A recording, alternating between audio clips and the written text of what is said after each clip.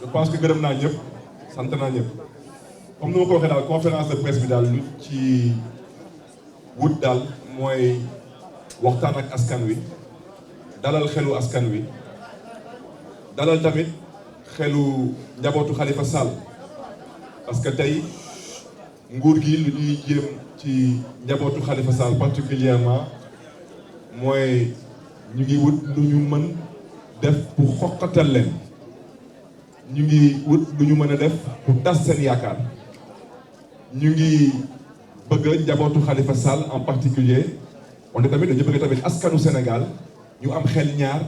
ci est-ce que Khalifa Sall dina bokk am déet ci élection présidentielle pour 2019 mais dalal seen xel dinañ ñu ne Khalifa Sall bu ci yàlla àndee dina bokk ci élection président pour 2019 te su neexee yàlla tamit te mu neex tamit askanu Sénégal dina nekk président du Sénégal te loolu ñun xam nañ ko moom Khalifa Sall amu ci xel ñaar parce que yàgg na ci politique te président Macky Sall moom yàlla may na ko tuuti xam-xam ci mbiru élection nekkoon na fi ministre de l'intérieur nekkoon na fi directeur de campagne du président Abdoulaye Wade 2007 xam na politique xam na élection te tey su demee ba di dëkkaloo Khalifa Sall fu mu dëkkul c'est parce que Khalifa Sall mooy borom Dakar te Khalifa Sall mooy borom Dakar parce que loolu la yàlla dogal te loolu la askanu Dakar namoon mooy jël Khalifa Sall def ko seen xalif bi loolu nag ñun ci lan la ñuy sukkandiku pour wax lu mel noonu dama ne tey suñu doomu ndey di Cheikh Bamba Dièye nekkoon na fi maire de Saint-Louis du noonu bokk na ci élection président lu tax tey président Macky Sall wutul pour jëm ko bundu xatal moom parce que ndeyu mbind bi mooy Dakar du Ndar Aïssata Tall Sall di suma yaay di suma avocat mooy maire Podor tey moom candidat la élection président bu 2019 lu tax président Macky Sall jéemul bundu xatal Aïssata Tall Sall parce que une fois de plus coow li bi yëpp mooy Dakar Dakar mooy yéen mooy askanu Dakar ñun PS yi ñun xam nañ lan mooy Dakar parce que lu tax ñu ñàkk nguur gi 2000 Dakar moo tax ñu ñàkkoon 2000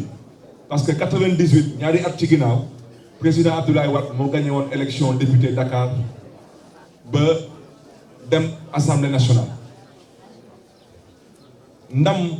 bu président Abdoulaye Wade amoon 98 ndam boobu moo tax président Abdoulaye Wade dem ak président Abdou Diouf second tour 2000 daan président Abdou Diouf falu nekk président du Sénégal ñu dem 2007 élection président Abdoulaye Wade gagné premier tour ñu ne président Abdoulaye Wade daal dafa am ay jinne yu ko woteel wante yéen ñëpp su ngeen bàyyee xel ci 2007 Ndakaaru nu mu meloon di ngeen xam ne Dakar yëpp ay chantier la woon ba jamono yooyu sax ñu ne bàyyi leen góor gi muy liggéey weddi gis bokk si donc Ndakaaru mooy lépp parce que 2009 ba Abdoulaye Wade ak ni mu àndaloon ñu daal di perte Dakar parce que ñun dafa amoon politique bu ñu doon politique biir Sénégal particulièrement biir Dakar dañu waxoon askan wi dafa am lu ñu namoon def Sénégal lu ñu fi namoon def yéen ñëpp xamoon ngeen ko jamono yooyu mooy papa dem doom toog loolu est-ce que amoon na est-ce que amuloon wante ñun loolu moo nekkoon suñu discours boobu nag ñu waxoon ñun askanu Ndakaaru yéen bu leen ko nangu parce que yéen su ngeen joxee ville de Dakar ngeen jox ko njabootu président Abdoulaye Wade ñooñu dañ koy utiliser pour suñu demee élection président 2012 ñu mën a def lu ñu nama def Ndakaaru ne comme mbir bi noonu la tëddee ñun daal dañuy wote pour opposition Abdoulaye Wade parce que ce n'est pas possible que président Abdoulaye Wade gagné 2007 premier tour ak 54%. Dakar bi mu amoon 57% presque que ñaari at après mooy 2009 mu ñàkk Dakar donc loolu mooy la force politique de Dakar 2012 nag lu tax président Abdoulaye Wade dem second tour c'est parce que ñaari at ci ginnaaw 2009 dafa ñàkkoon Dakar da ko yóbbu second tour mais kan moo demoon ak moom second tour mooy ku nga xam ne ni 2012 moom moo jëloon PB Dakar mooy président Macky Sall moo fi jiitu président Abdoulaye Wade topp si président Moustapha Niasse tegu ci loolu mooy dëgg Dakar ku fi amul 40% fii biir Dakar ku fi amul xel xalaatul sax ngay jàll premier tour te fii képp ku bëgg a dem second tour il faut nga nekk PB Dakar wala nga tegu ci en numéro 2 pour mën a dem second tour donc loolu moo yóbbu président Macky Sall second tour pour élection président 2012 président Macky Sall yàlla dogal mu gagné mu toog ñu ne dañuy dem élection locale 2014 ñaari at après ñu dem élection locale président Macky Sall ñàkk Dakar wante moom lu mu ñàkkee Dakar ñun xam nañ lan la moom xam na loolu lan la firndeel ci mbiru politique te yàlla bu ñuy yàlla mën nañu seede xam na ni que lii Ndakaaru bii nii que wax ci jeex na te président Macky Sall kayit yu mu am mooy lu ñuy wooyee ci tubaab ñoom nee nañ ko dañ koy wooyee ay sondage man du ma wax ne que ñun dañu yor ay sondage wante ñun tamit yor nañ ay këyit yooyu moom la tubaab yi yor te këyit yooyu ñun binduñu ko président Macky Sall bindu ko dafa am ay nit ñu nekk fii biir dëkk bi di ay doomu Sénégal ñoom ñooy liggéey yooyu président Macky Sall fu mu dem ba namoon ñu bindal ko ay chiffres ñun tamit foofu la ñu dem pour ñu bindal ñu ay chiffres te moom lu mu yor ñun moom la ñu yor te loolu moo tax ñun ñu am sañ-sañ taxaw ne ñun lu ci président Macky Sall bañul pour ñu bañ a bokk ci élection ñun dinañ def suñu kéemtalaay kattan pour bokk ci élection parce que ñun xam nañ que quel que soit alpha falu nañu ba pare loolu du lu ñuy laam-laame parce que Ndakaaru 19 communes la 19 gox-goxaat Khalifa Sall yàlla may ko ndam ci 16 communes ci 19 Khalifa Sall waxuma leen 40% waxuma leen 50% mi ngi entre 62 et 65% à Dakar département la te loolu président Macky Sall il le sait nous le savons tubaab bi xam nañ ko donc président Macky Sall il faut pas que mu foog ni que parce que mënul gagner Dakar que Dakar narul am candidat Dakar day am candidat parce que tey cassation bu ñu dugal bu Khalifa Sall mënuñu ko vider daanaka mënuñu ko àtte fii ak ñuy def dépôt de candidature ak dépôt de caution mënul nekk te waa Cour suprême ñu may dégg te man maa ngi interpellé la magistrature nañ ci taxaw te dañ ci bàyyi xel parce que suñu bëggul dégg wax bu ñaaw nañu rafetal taxawaay nañu rafetal jëfalin bi nañ ko rafetal parce que ñun duñu ay ragal te lu ñu gis dinañ ko wax parce que Sénégal santul Massamba Sénégal santul Mademba ñun Sénégal képp rek dong la ñu am fii kuñ fi génn Sénégal foo munti dem ci àdduna bi loo munti am ci mën-mën ci kattan ci alal soo ko indiwulee fii Sénégal du la neex parce que sa ndam mooy Sénégal sa ndam mooy sa askan yow nag nga juddoo ci réew màggee ci réew dëkk ci réew ñu ne doo ci bokk loolu fu ñu ko mës a gis moo tax ma bëggoon ngeen am la bonne information yéen tamit yàlla dogal ngeen nekk ay journaliste ñun ci dëkk bi la ñu dëkk lu fi xew xam nañ ko ñun suñuy waxu presse bi waxuñu lu ngeen xam ne nii xam ngeen bu baax lu askan bi dund mooy daanaka da ngeen di liggéey ba weer dee di xaar salaire su ngeen di xëy bu dem liggéey kenn du leen nettali lu xew ci taxi yi ci clando yi ci oto yi ak yu mel noonu xam ngeen bu baax lu xew ci dëkk bi ak lan la Sénégal di dund wante ñu ñuy waxal suma baat ci kaw mooy ñu ñuy woowee les patrons de presse dama ne presse amul droit parti pris mooy parparloo presse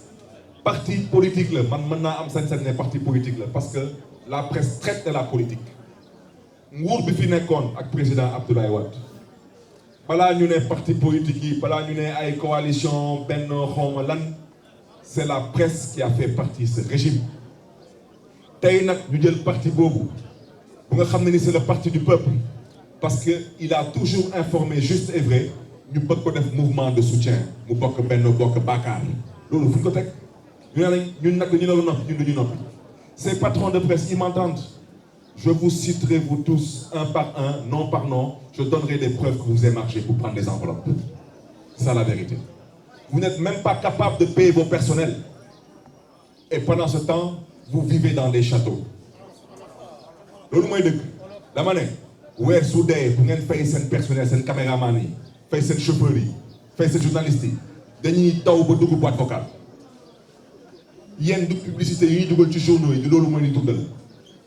ngeen taxaw fii yor ay kër yu nga xam ne ni suñ ko doon xaymaa ay milliards la ngeen di dugg palais ñuy dagg ay suuf di leen di ko jox ngeen foog ne ñun xamuñu lu xew ñu leen di daggal ay enveloppe di leen di jox weer bu nekk ngeen bëgg a jël nag askan wi bëgg leen noot jël seen télé jël seen rajo jël seen journaux yi bëgg ñu noot ñun duñu ngaak te lu xew ci dëkk bi xam nañ ko te di leen ko wax caméra yi moom ngeen jënd wante moomu leen caméra yi askanu Sénégal moom caméra yi micro yi yéen ñeneen jënd micro yi naam nangul nañ leen ko wante micro yi askanu Sénégal ñoom moom micro yi loolu mooy dëgg moo tax ñu ngi leen di ñaax yéen ñu ngeen xam ne ni vous êtes des journalistes bu leen nangu kenn noot leen parce que ci askan bi ngeen bokk dama ne lu askan bi di dund moom ngeen di dund yéen te xam ngeen lu fi xew yéen kenn ci yéen woowu ñu leen pale daggal leen ay suuf ne leen 1000 mètres carrés bi na ngeen jaay 500 mètres carrés bi ci xaalis bu ngeen di am ci 500 mètres carrés bi ngeen tabax ko beneen 500 mètres carrés loolu moo fi am. Des patrons de presse qui sont millionnaires, multimillionnaires, milliardaires ils ont cet argent ils l'ont eu comment ku fi am million ku fi am milliard da ngay fay sa personnel te da nga leen di fay à temps et vous les rémunérez bien nit ki du liggéey nga koy fay ak lance-pierre loolu mooy dëgg bi moo tax ma leen di ñaax yéen journalistes yi askanu Sénégal am nañ yaakaar seen taxawaay parce que démb ak bërki démb yéen xam ngeen ñun xam nañu la woon fa woon ba woon na woon ngir Sénégal képp rek donc moo tax mais ñaax tamit di ci woo waa société civile di woo waa UMS di woo waa Sénat nañu xool lan lañu mën a def ba képp ku nga xam ne ni nam ma nga nekk candidat yàlla dogal nag ñu jaay la doole nga nekk ci kaso bi nga mën a nekk candidat loolu mooy yoon parce que tey Khalifa Sall ñu ko dugal kaso ñoom xam nañu ñun xam nañu te yéen tamit xam ngeen parce que wax dëgg yàlla ku nga xam ne ni day gérer budget 50 milliards at bu nekk kooku année prochaine mooy def 10 ans bu Khalifa Sall di gérer ville de Dakar mooy 500 milliards waaw yéen suñu leen waxoon tey nit ki daal dama ko jox téeméer wante ci téeméer boobu moom jël na ci 15 ak genn wàll xam nga loolu du waxu loolu ay wax bi daanu saret la loolu waxu kasaw la wax jooju amul dafa yebul maanaa parce que yéen ñi sax ku nekkoon ci yéen su doon téeméer dégg ko moromam jël ci 15 ak genn wàll ku toog di ko ne ay delloo ma 15 ak genn wàll teg ci nag ci ku nga xam ne ni jëlul lu mu moomul dañ ko dénk xaalis ne ko ñun conseil municipal ñoo def délibération ne la xaalis bi pour nga mën ci def lii ak lii ak lii la te loolu mooy dëgg loolu moo fi mas a am depuis 30 ans loolu nu ma mën a amee ci réew bu mel ni Sénégal am administration ñu ne loolu ñun mosuñu ko gis mosuñu ko dégg xamuñu ko woon waaw xanaa kon dëkk boobu amuloon administration xanaa dëkk boobu amuloon ay fonctionnaires amuloon préfet amuloon gouverneur amuloon ministre des collectivités locales amuloon service de renseignement donc loolu ay wax yu daanu saret la moo tax képp ku ànd ak Khalifa Sall ñu ngi lay ñaax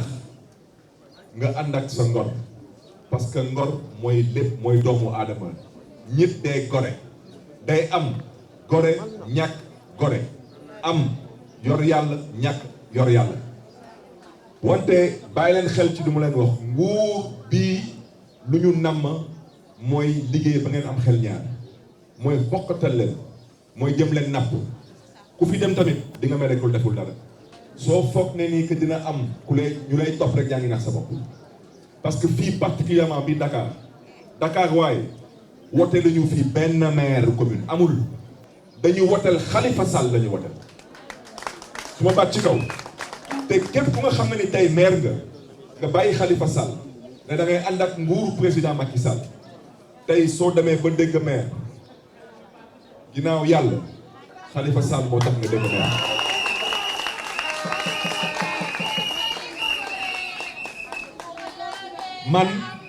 man maire laa fii maire moo Sacré-Cœur du ma tudd kenn nag wante am na ay gox yu bëri biir Ndakaaru su ma fa duggoon tey maire yu fa nekk mën naa cuma wante de suñu moytuwulee leen mën naa leen suul ci politique suñu moytuwulee maa leen gën a siiw maa leen ëpp mbooloo seen biir gox maa leen ëpp baat seen biir gox te man mii Barthélémy Dias su ma waxee fii biir Mermoz Sacré-Cœur askanu Mermoz Sacré-Cœur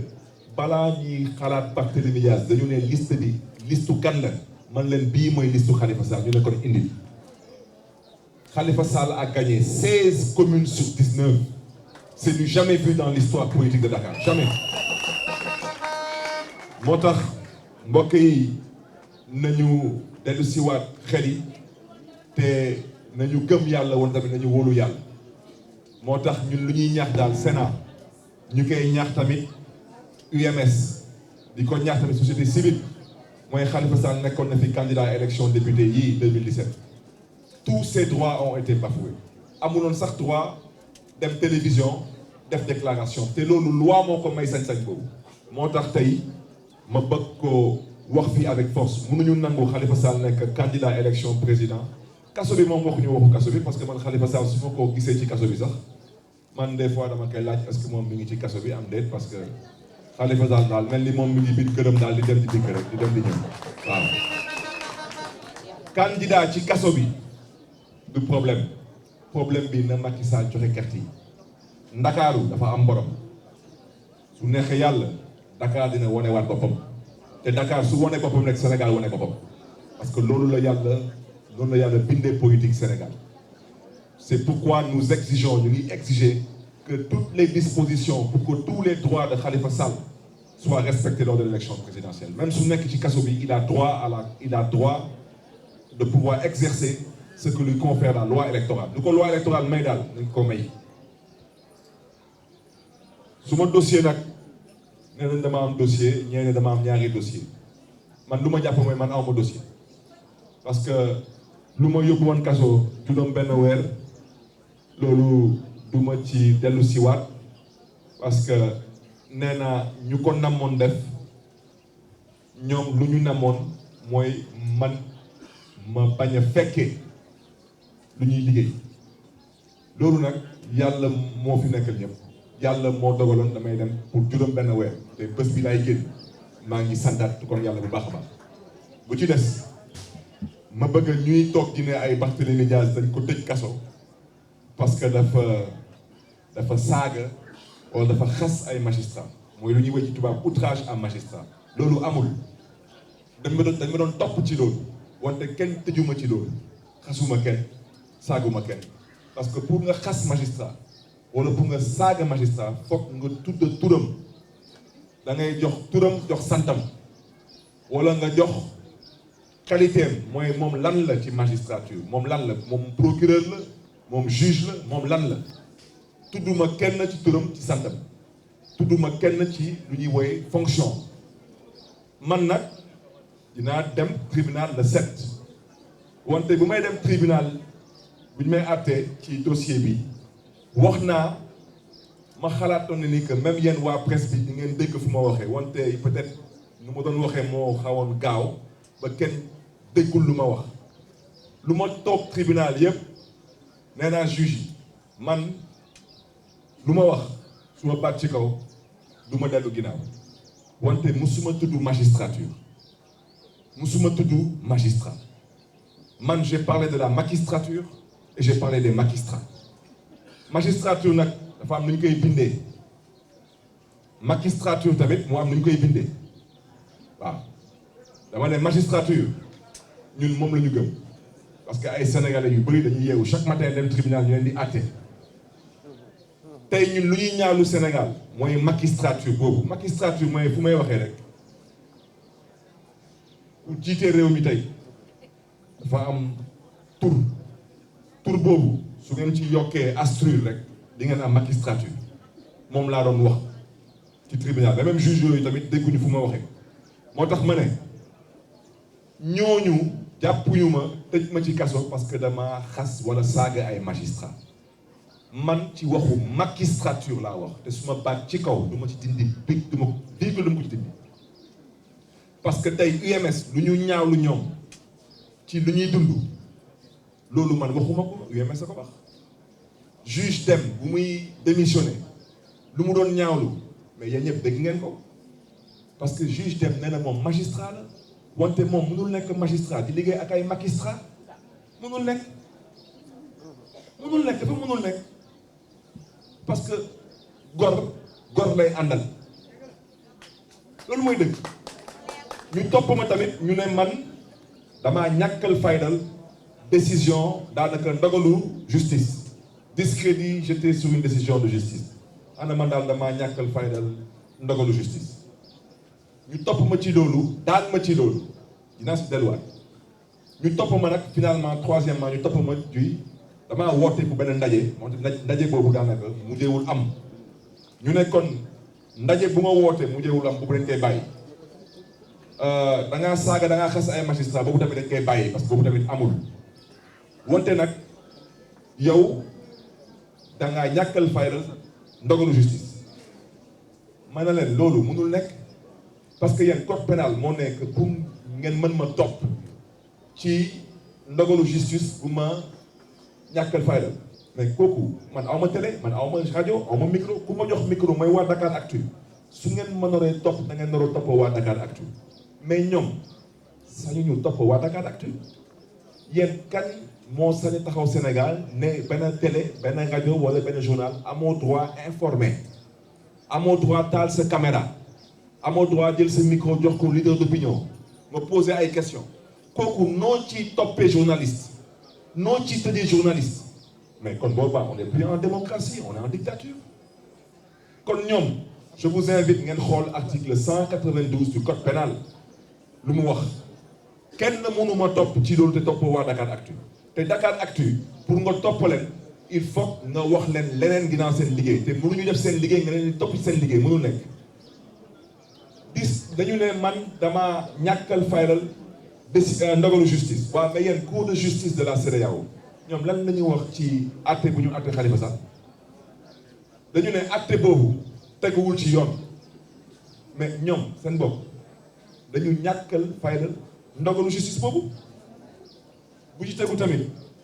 mooy moo xam Khalifa Sall moo xam procureur de la République moo xam agent judiciaire de l'État moo xam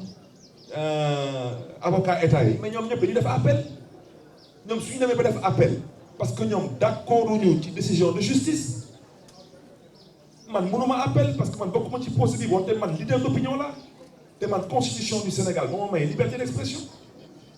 te yéen xam ngeen su ngeen demee université faculté de droit première année lan la ñuy jàngal xale yi dañ leen di jàngal ñuy critiquer les décisions de justice parce que tubaab nee na aucune œuvre humaine n'est parfaite loolu mooy dëgg wante nag ñu ne kan moo jël xar gi rek nga sànni buum bi kooku na nga xool sa taxawaay moo tax lu ñu namoon daal tey ci point de presse bi mooy bu leen am xel ñaar ci candidature de Khalifa Sall day am incha allah te ci kattanu Yàlla tamit day falu nekk président bu may daanalee mooy mbokk yi ci ay waxtu yu néew ma ay fan di ngeen ñu gis di ngeen ñu dégg loolu la ñu Khalifa Sall digal mooy dem ci askan yi wax ak ñoom dem ci askan wi wax ak ñoom ñaax leen ñu parrainer suñu candidat su ma juumulee loi bi nee na amuñu droit dugg ci camp militaire amuñu droit dugg ci hôpital du noonu fu dul camp militaire ak hôpital nag dinañ fa dem mais ñaax nag préfet yëpp particulièrement préfet de Dakar xuloowuñu xeex taxuñu jóg wante lii di suñu warugar dinañ ko def te ñun nag yàlla moo dogal ñu nekk ay nit ñu nga xam ne dañu xumba kon ñun lépp dañuy def day xumba kon nag ci loolu bu ci kenn mer parce que dañu toll ci jamono bu nga xam ne nii foog ñu yëngal gaal gi ndax gaa yi yëngatu donc ñu ngi gërëm ñëpp di sant ñëpp benn respect ci jabootu ku fi ñàkk bakkanam amuñu benn respect ci sénégalais yi amuñu benn respect ci magistrature parce que suñu bëggoon ñu àttee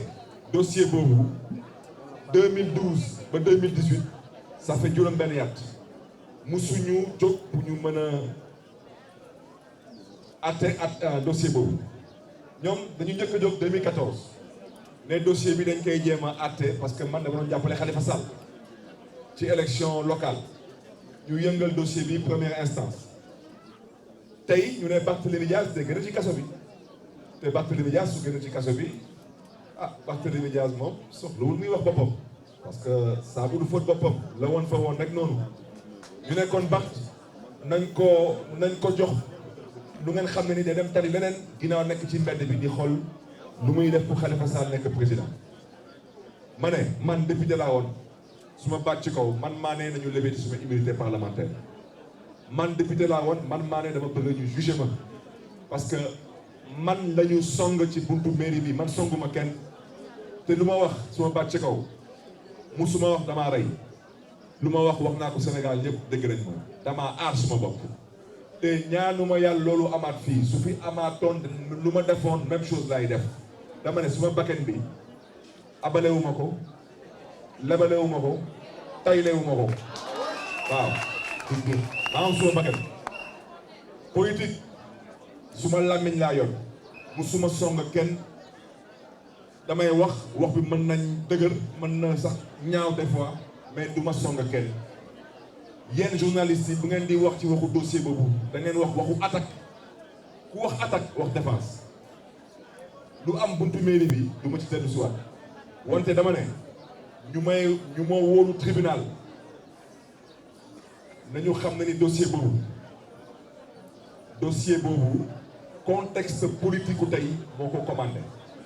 mooy bëgguñu Barthélémy Dias bokk ci élection président 2019 bëgguñu Barthélémy Dias dem wuti ay parrainage pour Khalifa Sall bëgguñu Barthélémy Dias fital njabootu Khalifa Sall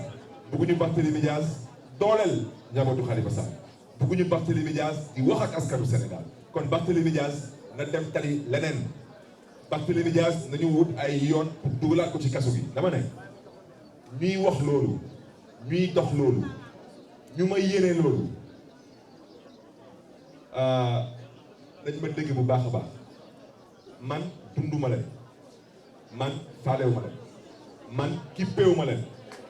parce que ñoom du ma leen jàppee dama leen jàppee ay cuune te comme man benn nandite moom ma gënal conteneur u cuune man naa jàppee suma nandite yii xalifis yi ànd ak ñoom gëm yàlla lu ci des ñu bàyyi ko ci loxo yàlla ñëpp la fi nekkal dama ne